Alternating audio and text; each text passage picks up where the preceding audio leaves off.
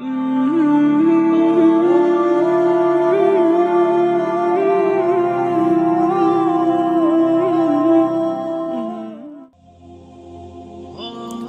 علیکم۔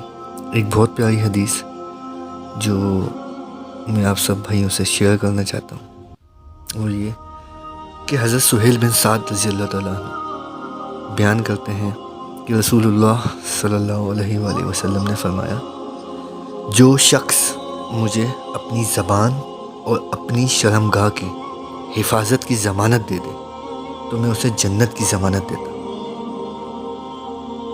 اور بہت افسوس سے کہنا پڑتا ہے کہ آج کل ہم مسلمان انہی دو چیزوں کی ضمانت نہیں دے پاتے، نہ اس کی حفاظت کر پاتے ہیں، ایک زبان اور ایک شرم کا۔